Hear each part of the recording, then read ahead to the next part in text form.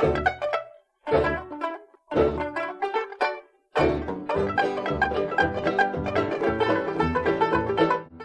everyone and welcome back to Scandinavian Design 101. I'm Sanna. I'm Andreas and we are two Swedes and we love design. Today we're going to talk about the classic range of furniture nowadays called LC, after the architect Le Corbusier. You've all seen the cubist, the easy chair and not least the adjustable chaiselong. And nowadays they're produced by the Italian company Cassina and are attributed to the trio Le Corbusier, Pierre, Jeanneret and Charlotte Perriand. And now let's talk about the somewhat problematic story behind these classics. But before we do that, we need to get back to the year 1927. The 24-year-old designer Charlotte Perriand went to the studio of Le Corbusier to apply for work. In her memoirs, Perriand describes this first meeting with the well-known designer. And he asked, "What do you want?" His eyes hooded by glasses. "To work with you." He glanced quickly through my drawings. "We don't embroider cushions here," he replied, and showed me the door. That's nice. No. In other words, Perriand was rejected just for being a woman in a world dominated by men, so a collaboration with Le Corbusier seemed quite far-fetched. But this would soon come to change. Only a few months later, Perriand exhibited some revolutionary furniture at the Autumn Salon in Paris. And these furniture were a bar interior originally designed for her small Paris apartment, made from hyper-modern materials like aluminum, chrome and glass. When visiting the exhibition, Le Corbusier was absolutely amazed and hired Perriand without hesitation. For the next decade, she would collaborate with Le Corbusier and his cousin Pierre Jeanneret, making a huge impact on the modernist design movement. Perriand was responsible for most of the furniture designed at the studio. Le Corbusier himself wasn't really interested in designing furniture or interior objects. According to Perriand, he always focused on the big picture and didn't have time for what he called le blah blah blah. Yeah. And this was, among other things, furniture. So it was indeed Perriand who came up with most of the actual furniture designs produced at the studio. She made the drawings as well as the prototypes. This is a long and complex story, but we won't talk more about it in this video. Instead, let's take a closer look at some of the furniture. Yeah. And let's first specify which pieces of furniture we're talking about. We don't speak French, and it's really difficult for us to pronounce their French names, and we will therefore use their English names. And if you want to know what they were originally called, you can read their names behind us on screen. The furniture we're going to talk about are the camp chair with the swivel back, the club chair for a man, the club chair for a woman, the adjustable reclining chair, and the swivel chair. And the swivel chair was designed by Perriand already in 1927, and that was well before she even started working for Le Corbusier, and he had obviously nothing at all to do with its design. But the rest of the models were first produced as unique prototypes in 1928 at the Le Corbusier studio, and first used at the Villa Church in the outskirts of Paris.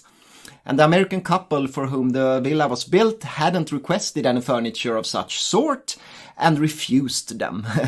But there are photographs taken of the prototypes in the villa before they were returned to the studio.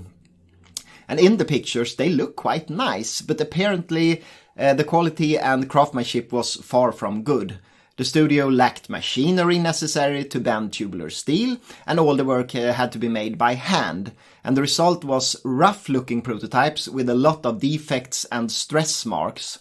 And the prototypes were later reused in different projects and exhibitions. And the chaiselong actually ended up in the hands of the Maharaja of Indore, reupholstered in leopard skin. Yeah. Now let's talk about the club chair. It's a kind of reinvention of the traditional easy chair, made from cushions resting in a square-shaped frame made from tubular steel. We must tell you that there were no matching sofas. This is a much later invention, not in any way sanctioned by the original designers. Le Corbusiers didn't like sofas. How can we not like sofas? He said sofas are bourgeois. He was. Yeah.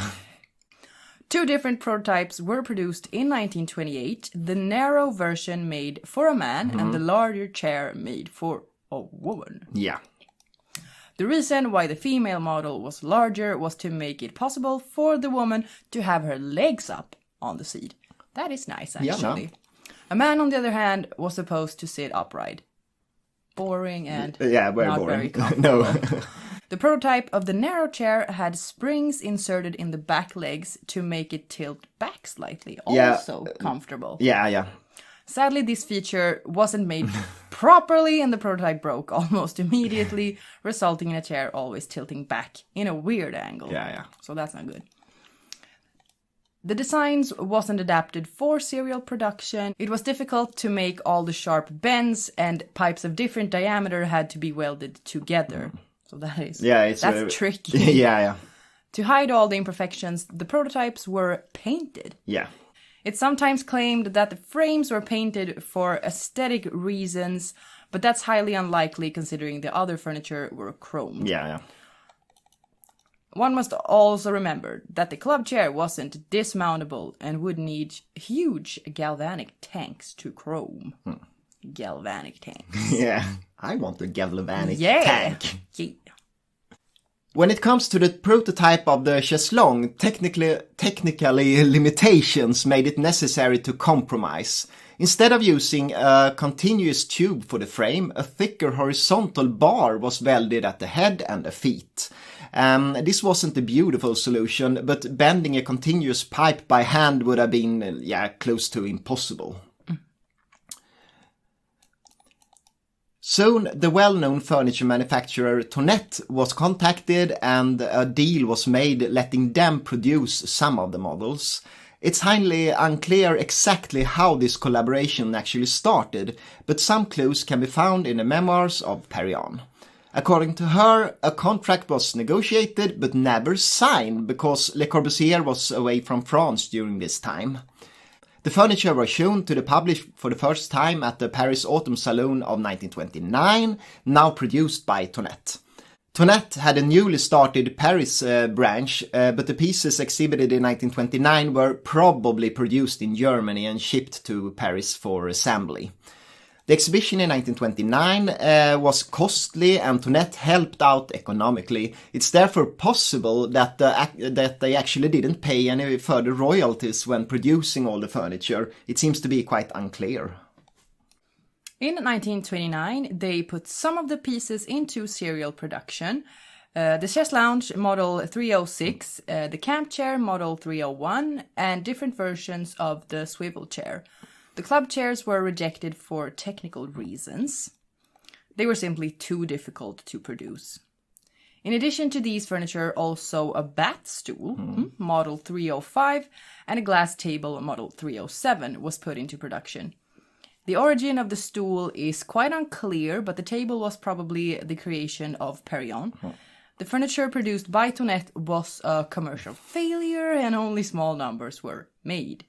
In the 1932 catalog, both the chaise lounge and the camp chair was missing, suggesting they didn't sell good enough or simply was too expensive to produce. 3 years later, only the swivel chair was still in production. It's interesting to note that it was wrongfully attributed to Le Corbusier, probably in an attempt to make it more desirable for architects and customers.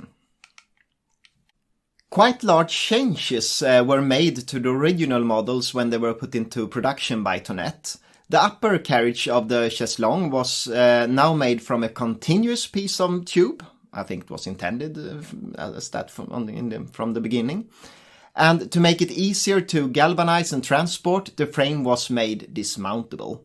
The cushions of the camp chair was replaced by slings held in place by metal springs.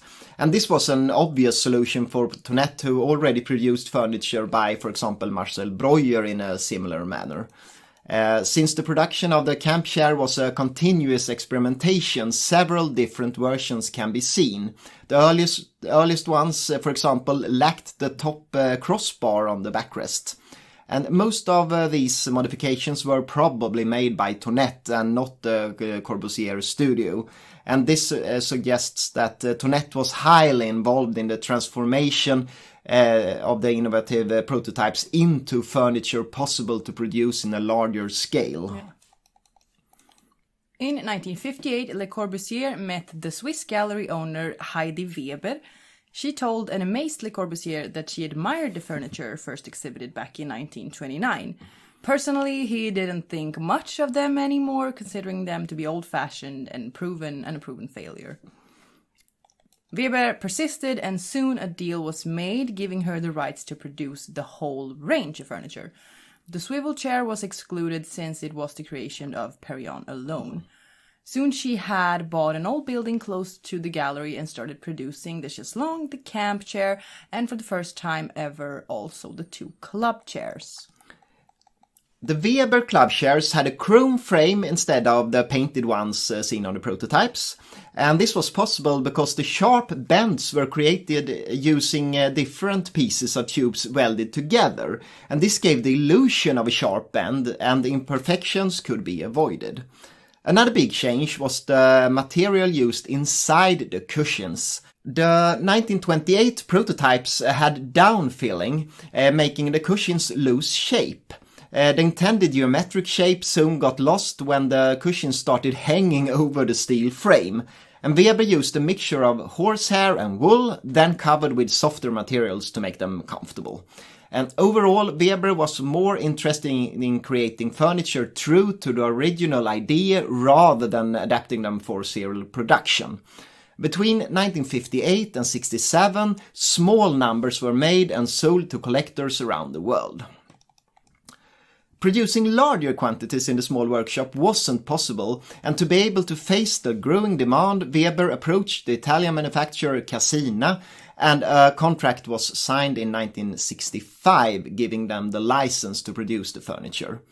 The first Cassina production was based upon the models developed by Weber, even though some changes were made to cut costs. Natural materials were replaced by rubber foam, and the frame of the chaise-longue was made dismountable, and the bends of the club chairs got a somewhat new appearance. In 1978, Weber's contract expired, and it was suddenly possible for Cassina to make some fundamental changes. Le Corbusier was dead and could no longer have any opinion in the matter. Cassina started using a bending machine while producing the club chairs. This resulted in bends much more rounded than originally intended. And at the same time, Cassina also introduced matching sofas, and this was something Le Corbusier had forbidden anyone to do, and Weber was far from pleased. These furniture and a whole range of other pieces added to the collection over the years are still in production by Cassina. They're nowadays given model numbers like LC2, 3, and 4, but this is obviously a later invention. LC2 Chaise Lounge has a retail price of well over $5,000. The sofas inspired by the original designs are way more expensive and can set you back almost $18,000. Yes. And this was our introduction to the furniture by Perriand and her collaborators. Yes. Yeah. Hope you found it interesting. Yes. And if you did, you should check out our previous videos. We have a lot of videos about Scandinavian design, but also other design. Other stupid stuff. Thank you so much for watching. Thank you.